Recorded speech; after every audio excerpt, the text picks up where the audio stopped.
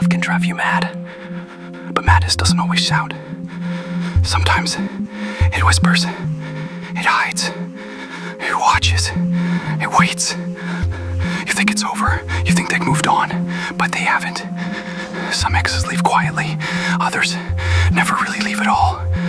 Tonight, I'll tell you 3 true stories, not just about broken hearts, but about obsession, about people who thought it was just a bad breakup, until the knock came at 3 a.m., until they heard breathing from the walls, until they found out they were never, ever alone.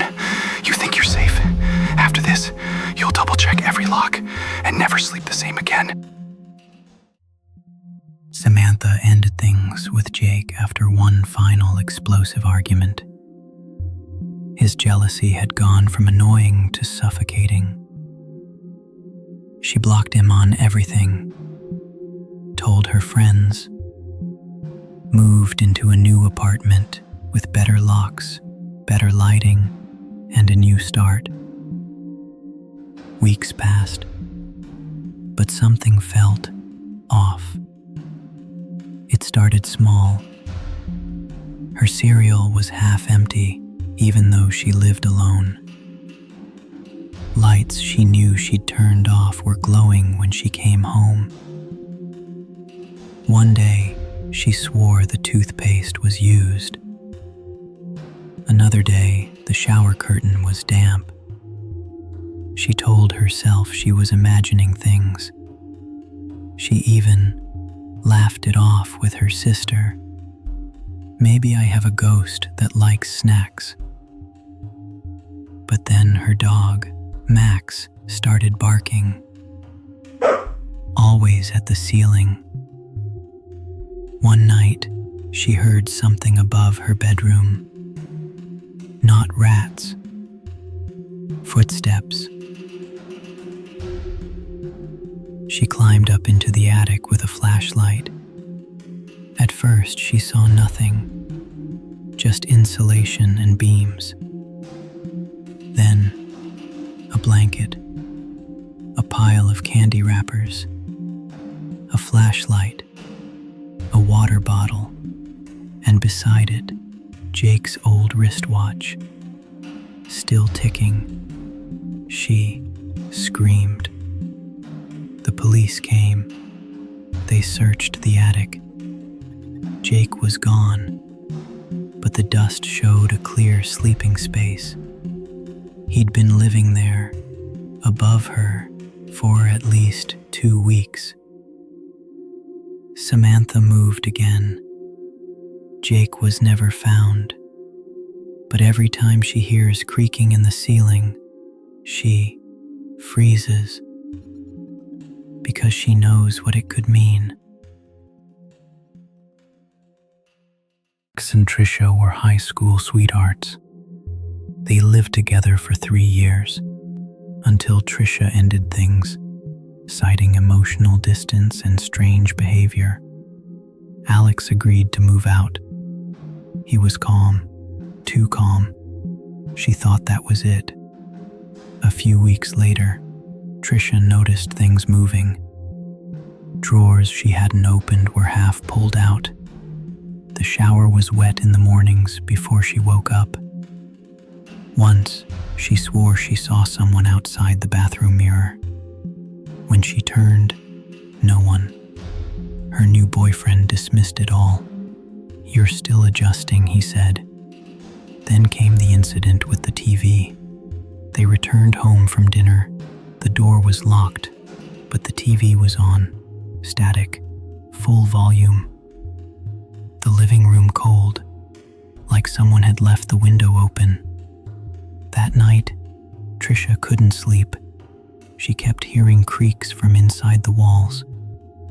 She bought a motion-activated hidden camera, just in case.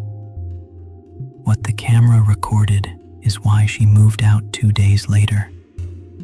At 2:47 a.m., a small door behind the hallway closet opened. A man, Alex, crawled out. He stood at the bedroom door and stared for 45 minutes. Then he walked to the fridge, took a drink, and returned to the crawl space. Police found bedding, a stash of snacks, and dozens of photos of Trisha, some recent. He had memorized their schedule and only moved at night. When arrested, Alex said calmly, "I just didn't want to let go." Mina had dated David for only 6 months. But when she ended it, something shifted in him. He stopped responding, but she knew he didn't take it well.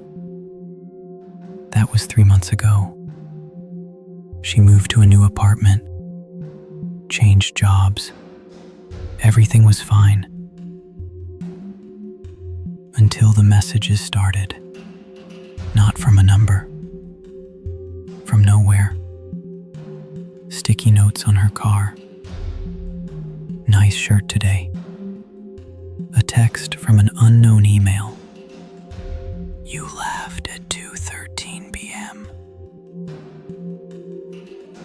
One night, as she brushed her teeth, she heard it. A whisper. Her name. It came from the bathroom vent. She froze. Listened. Silence. The next night, it happened again. Louder. A laugh.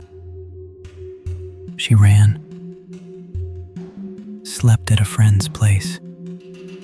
They called an exterminator the next day, thinking it might be rats. He pulled off the vent cover and paled. Inside, he found a Bluetooth speaker. Taped to the wall. Hidden. Wired. They searched the rest of the apartment. Behind her dresser, inside the wall, was a hole large enough for someone to crouch inside. Outside, near the back alley dumpster, they found something else. A lawn chair, blankets, food wrappers, and a small black notebook with sketches of her room and a timeline. David was arrested a week later. He had copies of her new keys, a blueprint of the building, and a folder named Reunion. You think it's over when you block them. You think distance will protect you. But obsession doesn't need permission. It only needs access. If you ever feel like you're not alone, trust it. Sometimes it's not paranoia. Sometimes they never really left. If these stories unsettled you, hit that subscribe button. We share true horror stories every week. Leave a comment. Have you ever had a Stalker-Ex? Or do you think one might be watching now?